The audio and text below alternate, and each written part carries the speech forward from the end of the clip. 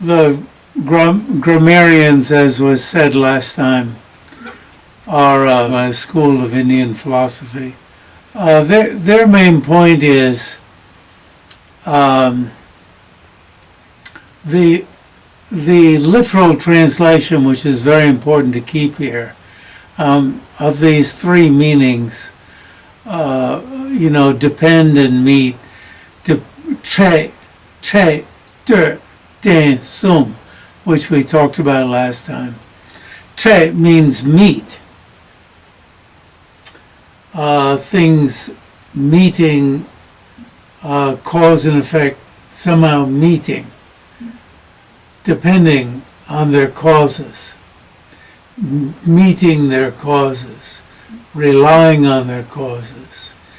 And the order of the three words in Tibetan, I don't know if there's some euphonic reason. Che is first, meet. De, rely. Den, depend. Che, de, den, sum. Sum is three. Che, de, den, sum.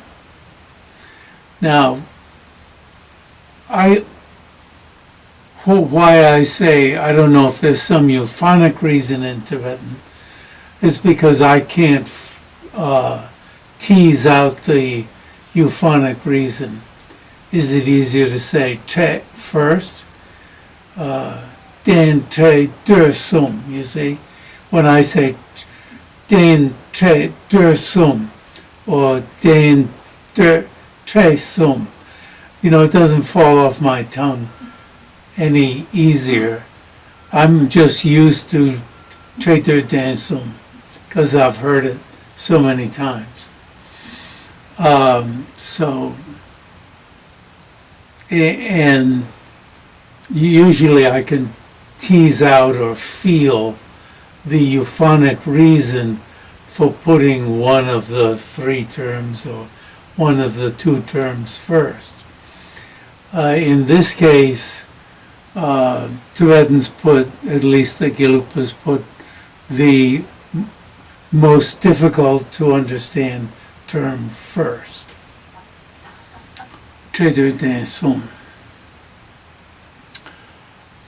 Now you can see the problem with meet. If cause and effect meet, then they would be simultaneous, like two physical things meeting.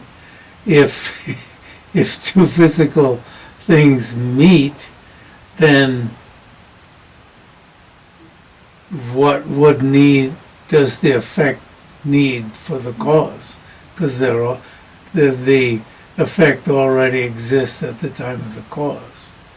So the grammarians, paying attention to the words, and we can certainly say the Buddhists pay attention closely to the words also. So to answer the grammarians, as we'll see below, the Buddhists have to show that this term che is used in the Buddha himself used che in a context that indicated that you met up with something you didn't already have. Meaning attain, below the one that comes up is attain, met the fruit, encountered the fruit. So I don't have any translator in mind, but often translators try to get around this problem by not translating che as meat, but by some other word, passing it off, since a so-called synonym is de, rely, or den, depend. They'll probably translate it as che instead of meat as depend or rely. But then you can't understand the controversy.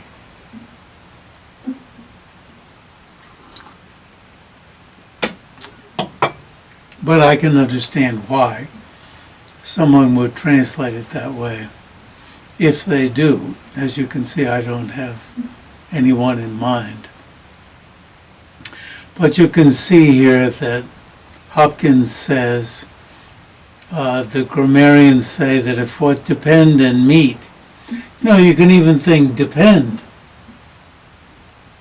How can something depend on its causes if the causes don't exist at the same time?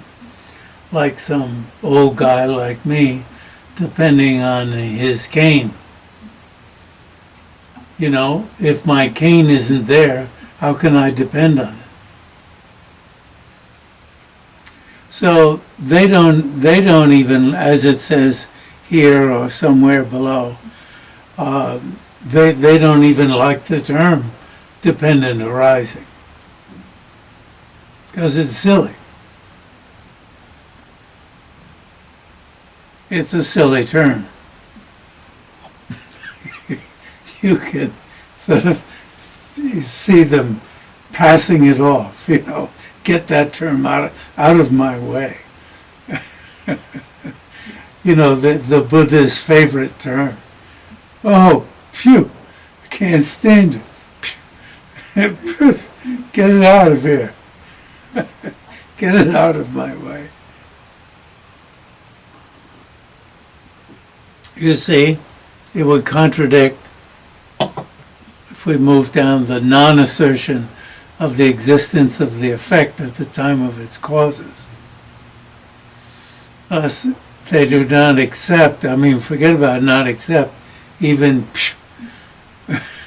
either the term praticca or its meaning. Of course, they don't accept the term. Why?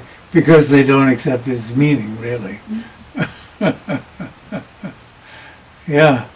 So, that's, excoriating. Yeah. So that's one group that, shall we say, mildly doesn't like, accept even the term praticca.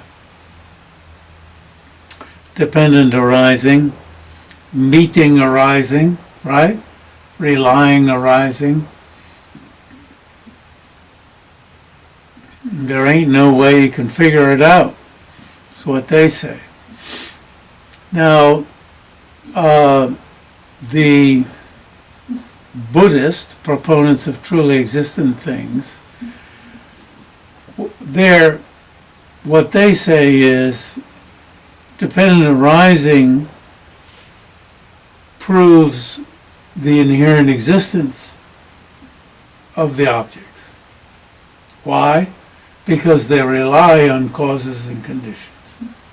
Things rely on their causes and conditions, so that necessarily means that things truly exist, inherently exist.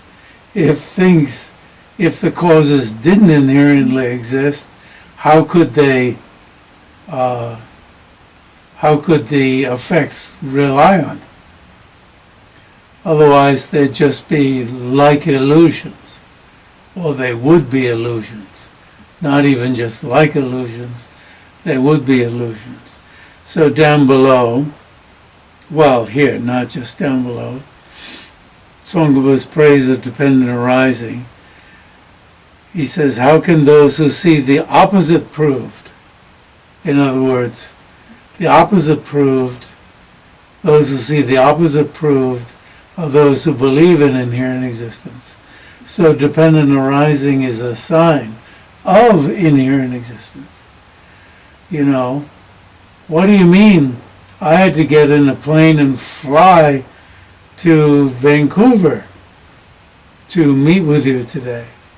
So that means causes inherently exist, And it was a real trial for me to get in that plane, and now I'm joking, and fall asleep for 2 planes and fall asleep for 6 hours. I slept and slept. How can those who see the opposite proved and who see the reason as non-established? The reason is because of being a dependent arising, because of being a praticca samuppada. And they go, ha ha ha ha, because of being a praticca samuppada. So you say the reason is not established. Things don't inherently exist because of being dependent arisings. You just say, oh, they're not dependent arisings. That's total nonsense reason. And so how can these two, right, these two groups understand Buddha's system of emptiness as meaning no inherent existence? So this famous line from Sangha's praise of dependent arising. So similarly, if we bump down to the next, Nagarjuna's 60 stanzas of reasoning, so Chandrakirti fleshes out Nagarjuna's meaning, and what he says is,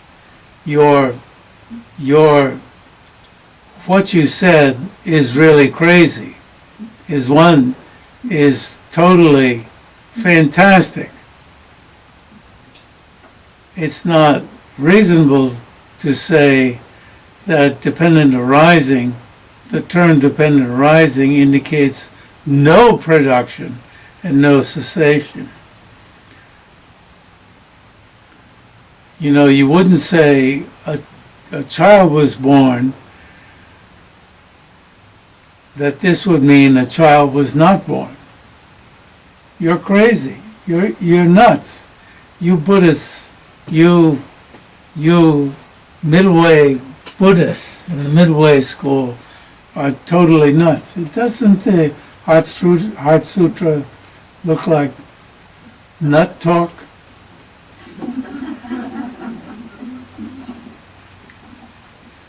Everything's empty because it dependently arose. And whereas if we understand that, we think, wow, this is precious. It dependently arose. Therefore, empty, empty, empty. And they think, wow, these people, they say, it dependently arose, so it didn't arise. Crazy, crazy, crazy, crazy. And so, you know, but if we know have a head on our shoulders or a mind in our heart, we mean it doesn't exist the way it appears. Wow, and our emotions built on this that make us so excited, so desirous, so crazy desirous, so crazy hateful, so worked up, right? So excitable, so horribly worked up over some slight things, even though over the great things. Pretty hard, isn't it? There's a really nice way of putting it. Chandrakirti has a very direct way of putting it. A child was born would not mean you were saying a child was not born. So not everybody agrees about what among Buddhists, what praticca samuppada, what the term, how to put together the term. And Chandrakirti says that it's formed from the verbal root e, which, as you'll remember from our study of going and coming, e is going. So praticca, that e is a short e. So you have prati and then e and a tya ending, And so that's praticca. And Chandrakirti sees it as an indeclinable, which just means it's not a noun, and it means having depended. When you put together the parts, it means having depended, or it means having met, or meeting, but having met. And if you look at Chandrakirti's statement, prati itself has the meaning of meeting. But his is too brief.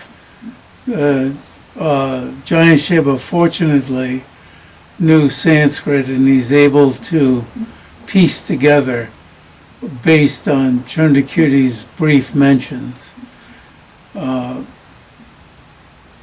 the verbal root E has the meaning of going. Praticca, a continuative, is used for meeting or relying. The verbal root E is modified by the modifier, in other words, prefix, prati. So prati plus E is prati, long I. And, you know, there's a famous saying, the verbal root, the verbal root is modified forcefully by the prefix. You put a prefix on the verbal root E, so is just like the Ganges, but Ganga, when it gets down to the ocean, the Ganga is very sweet. We're kind of used to the Ganga, seeing the Ganga as polluted. But the Ganga, you know, at least if you go to the headwaters, but anyway, the Ganga is very sweet. But when it gets down to the ocean, when it meets with the ocean, it turns salty. That's what it's meant. So the ocean is like the prefix, and the Ganga is like the verbal root E. So that takes care of praticca.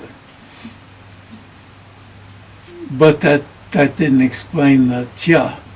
But Jam-yang-shay-pa, if you go into the complex, you know, putting together of the E plus prati plus tya, you end up with praticca.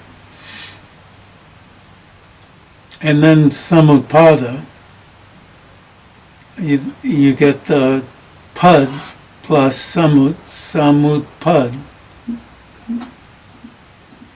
Samutpada is used for arising. So the arising of things in reliance, understood on causes and conditions. Now, Chandrakirti in his clear words has a nice reference to what causes and conditions means, which, now that I've said it, I don't remember, but it ends up as its meaning conditionality.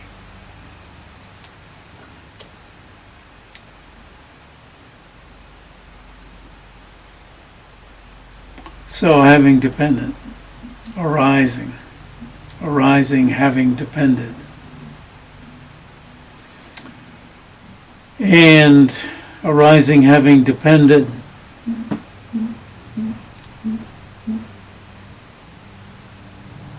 and then jumping out to the margin,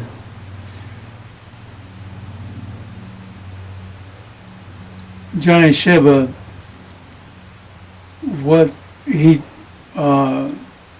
uses the etymology along with other information to explicate the connection between dependent arising and dependent imputation, which we're going to come to.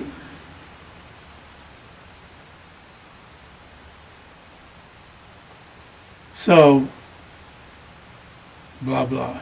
And then there are these, the Sanskrit, is grammar is ja. It's just called ja, shabda, sound.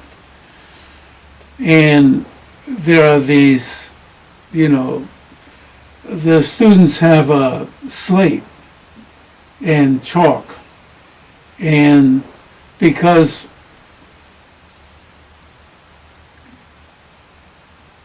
letters are added and subtracted, and so you need something you can wipe out. As you can see when you read this, it's pretty math. It looks like math. You add something and you subtract and you add and subtract and add, and it's for somebody who knows it, which I don't. But I had to slave at figuring out and looking up all of these references, and it gave me a taste of it. So we won't go over that. I mean, you can read it, I hope. Ha ha ha. But, yeah, you can imagine. Well, anyway, I told you I and two of my classmates begged someone in another department, in the linguistics department, who knew this, to teach us this. And fortunately, then a bunch of other people in linguistics wanted it also. But after one class, when we saw what this is, we then walked out. But fortunately, there were these linguistics persons who wanted it. But this, in fact, is how students in India learn Sanskrit. We weren't burdened with this. We thought it was more about what we thought grammar was. Okay.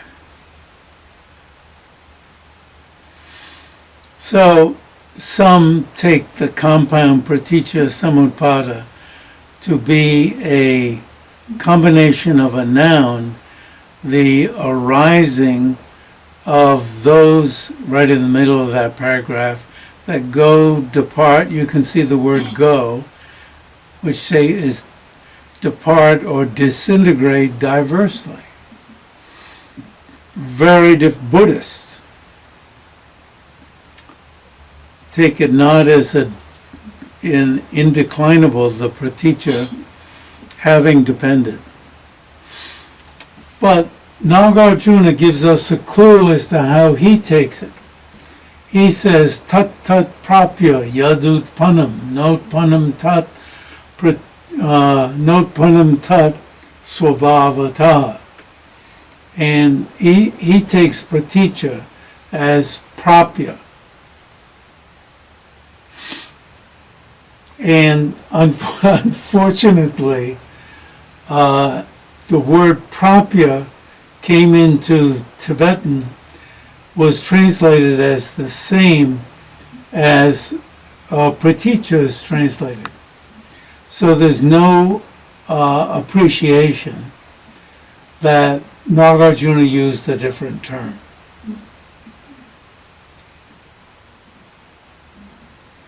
But tat tat prapya yadutpanam. And Chandrakirti makes a big deal out of the fact that Nagarjuna identified how he takes praticca. He takes it as prapya.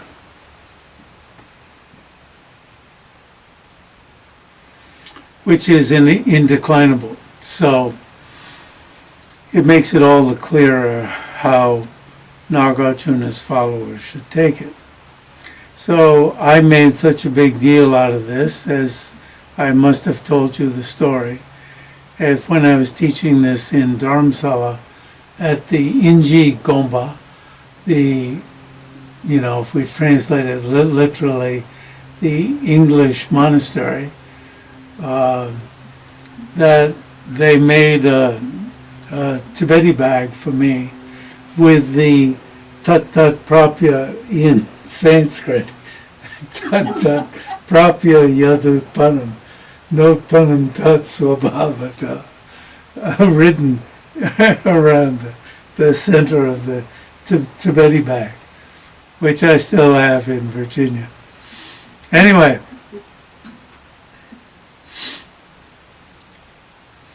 then another issue is, you see it says tat tat prapya. Prati is taken. If you take prati out of the context, it can mean tat tat, that and that, which in English would be this and that, having depended on this and that. And that's how you get the meaning of multiplicity, of having depended upon this and that cause. I mean, many causes, a multiplicity of causes. So there's some controversy about, does it mean having depended upon a multiplicity of causes and conditions? See, I'm already boring you.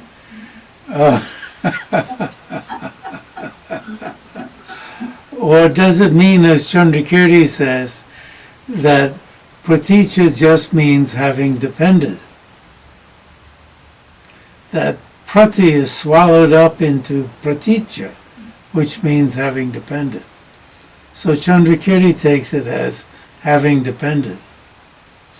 So he makes the point that you shouldn't retain the meaning of prati as meaning this and that, even though Nagarjuna said tat tat prapya. Do you follow? He retained tat tat. And so it's quite understandable that Nagarjuna would take this as meaning having depended on a multiplicity of causes and conditions.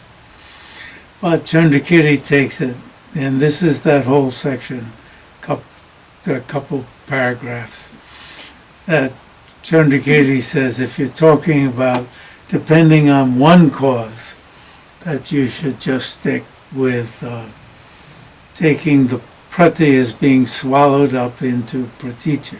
Okay. That's that one.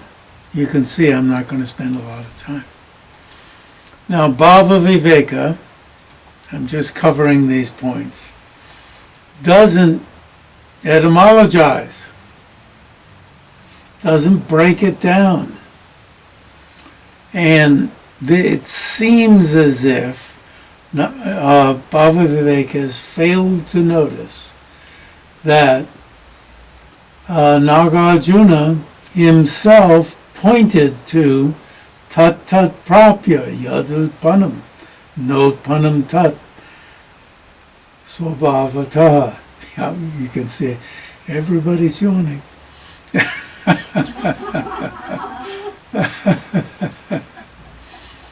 I'm ramming this down your open mouths. But you see, when somebody's yawning, you can't ram it. There's no listening when you're yawning. I know that well. Anyway, it seems there's no place where you see Chandrakirti put these words in Bhava Viveka's mouth while he was yawning. But he wasn't alive when Chandrakirti was around, unless you claim that. Anyway, blah blah blah. This word aranya tilaka, gurmbe tigle, sesame in a forest, means sesame in a wild sesame won't yield any oil. Wild sesame is oilless. Don't sell me any wild sesame. Or what you're saying is like wild sesame. It does. You know. If you go to the market and you want sesame, you wouldn't want somebody to give you wild sesame because you couldn't press it for any oil. So it's something that doesn't yield, your expectations. So this indicates that the compound aranya tilaka, gurbe tigle, just means something that doesn't yield expectations. So don't look, see, Chandrakirti figures, don't bother trying to come up, that Bhavaveka thinks you shouldn't try to come up with an etymology of Praticca Samuppada.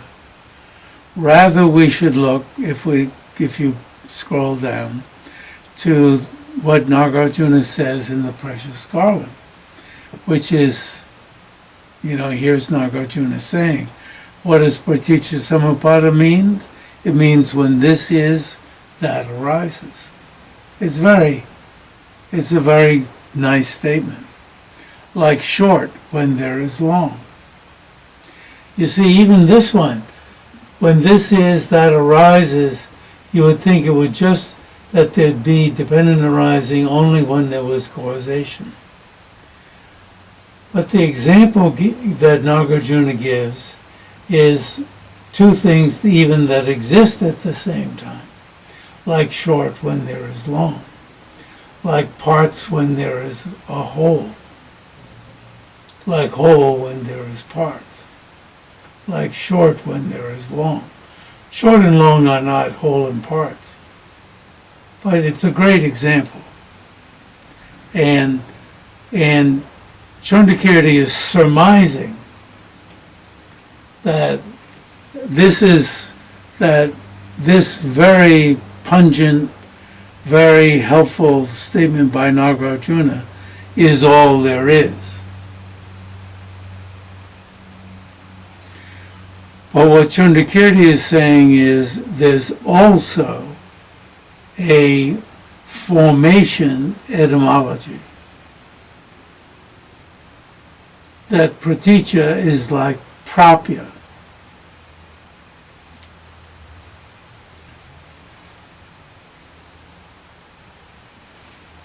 When there is long, there is short. They do not exist by way of their own nature. It's really beautiful what Nagarjuna has said. So, in one way, you can't find any fault with Bhavaveka. But the fault is, there is also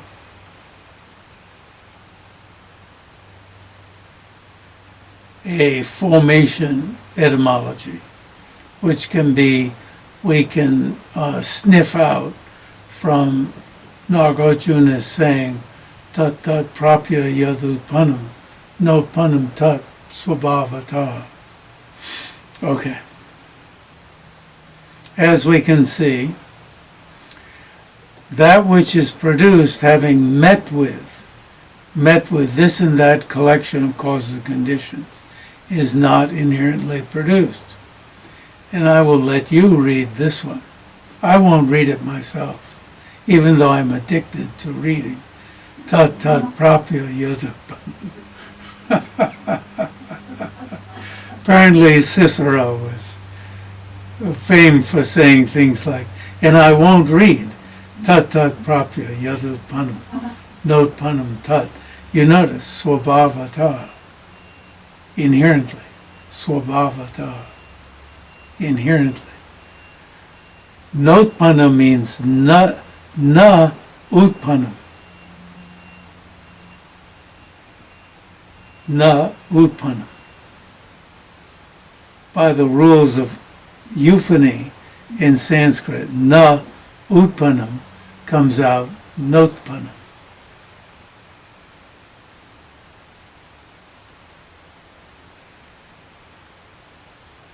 So yad utpanam, just before it, what arises, tat tat prapya yad utpanam, what arises having met tat tat, that and that, having met that and that. That and that means that and that causes and conditions. Notpanam tat doesn't arise, it, tat, that doesn't arise by way of its own swabhava, by way of its own by inherently, swabhava, own by way of its own being. It's a great, which got lost in Tibetan. Actually, I should put in the Tibetan just so you can see that the Tetantela Dene, it just has Den again. So it's an instance of a poor translation into Tibetan that misses the impact of its having used blah, blah, blah. Okay, so that takes care of that. And there's a comment about Avalokita Vrata, who is Bhavaviveka's commentator, but didn't live at the same time as Bhavaviveka. An extraordinary commentator on Bhavaviveka who goes into tremendous detail.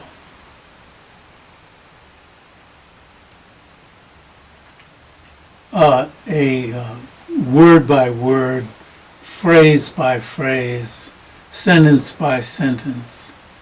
Bhavaviveka is extremely terse. And then Chandrakirti in the next paragraph says, hey look, first Buddha made statements such as, this monk? Usually I say monastic, has met with, so what is met with? The fruit of practice. You see, literal, met, that is attained.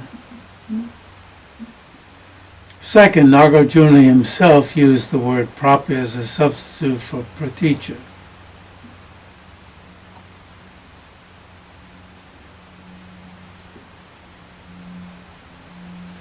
And then I try to address this issue of whether we have to take tat-tat as multiplicity or whether we can take it as fused with into the meaning of praticca.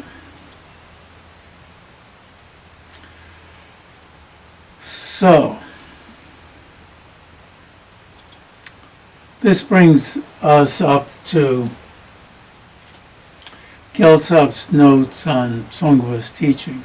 And Gyaltsab Tamaringen made notes on what Tsongkhapa taught him. And this is prior to, or at least to me, it is clearly prior to Tsongkhapa himself writing down what he was teaching.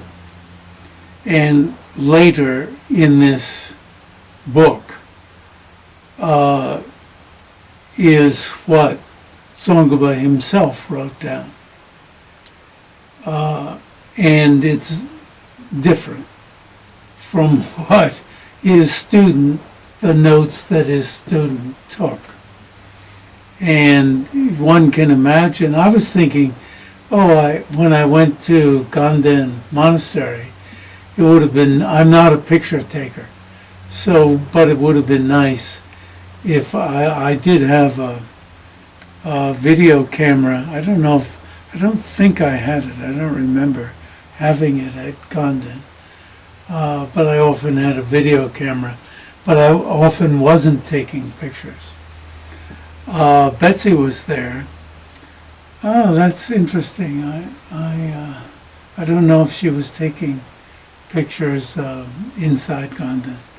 It would have been interesting, if I had the presence of mind to take pictures of where Tsongkhapa was teaching, because one can then could have said, well, this could be, and as we were shown around, this is early. And so a lot of places were not rebuilt. But when we were shown what was rebuilt, they didn't say this is the reconstruction of where Tsongkhapa did this, did that. This is where he slept. This is where he taught. They didn't say that. This is where he taught. This is where he did this, did that. Because, it was rebuilt in exactly the spot and exactly as it was. So it was not treated as a rebuilt. And it wasn't rebuilt fancier or different or with different materials. It was the exact, and you can't even say replica. It was the exact. It was it. And it'll be really neat to show you those who have not been there. And so as I was going through what Gyaltsab wrote, I was like pretending that, Gyaltsab was sitting on the floor right there. And, he was sitting right there. And I doubt he was writing down at the time, but he went back to his place, right? He was sitting down there. And, you have to imagine that. He was sitting right there. It was lovely. And he went back to his place and wrote it down. And one needs to imagine that here was Tsongkhapa playing with emptiness as the meaning. If we go down to the first bullet, emptiness as the meaning of dependent arising. And what Tsongkhapa is playing with, or is exploring, is the word meaning. And we could say, how are we going to read meaning? And one way is you could say, what is the meaning of meaning? But how are we going to read meaning? How are we going to take meaning? It's really hard to figure out. Emptiness is the meaning of dependent arising. I mean, this blows your mind. If we, you can't take this as face value. This is a problem. If we use our own language and in our own medium, but, if he said it, it would be, let's take a look at the word meaning.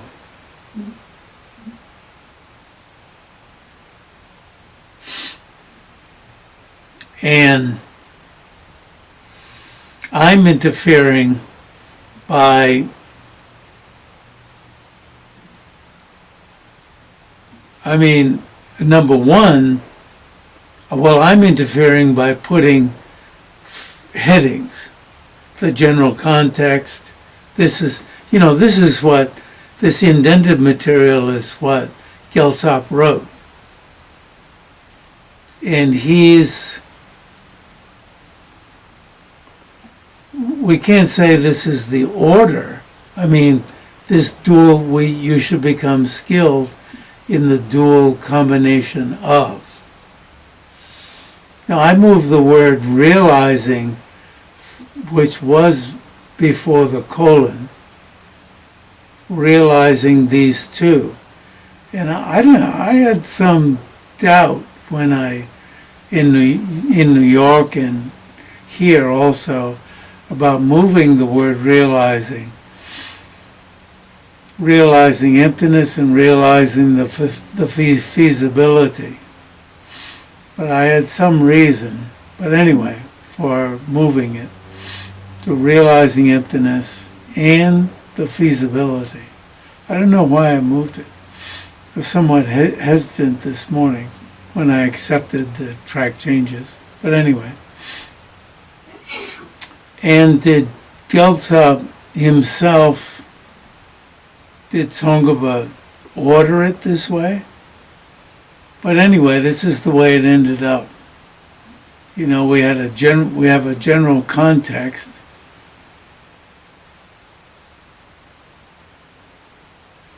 realizing emptiness is the meaning of dependent arising, and thereupon destroying all the fixations of the apprehension of signs.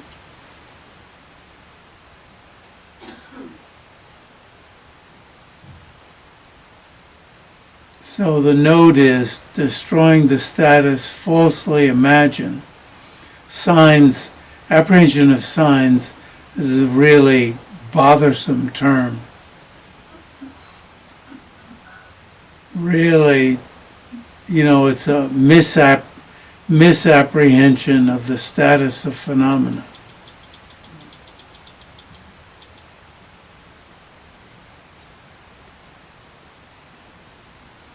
With the wisdom that even only a particle of inherent establishment does not exist. I mean, particle means there ain't nothing that inherently exists.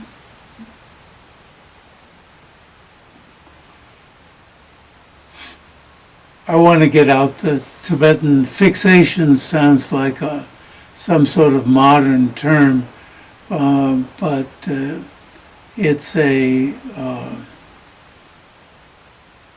I'll look into that and see what his word is.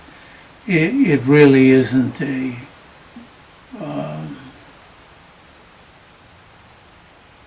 well, I'll look into that before next time. So, having realized emptiness,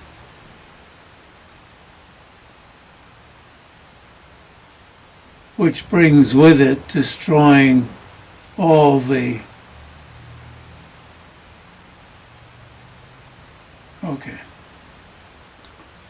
and the feasibility of all actions and agents in just that, in just what? The emptiness is the meaning of dependent arising. Now, I've tried to make the consideration of how to read meaning as a rejection of all these readings of meaning. Rejection of all five. Even though one of them feeds into it. In other words, someone was going to go through 5 approaches to how to take meaning. But he's saying none of these 5 are going to work. So we'll stop there. And these 5 are short ways, are short introductions to all 5 that are then going to be considered in detail.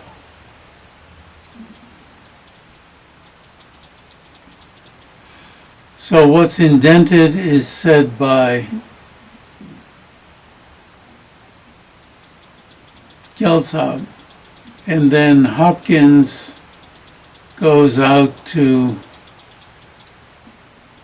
the margin, and then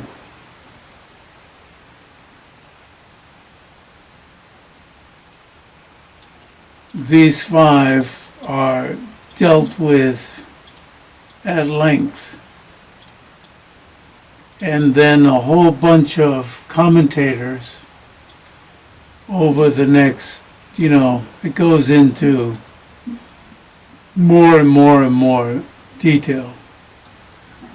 Okay, see you in 2 weeks. Okay.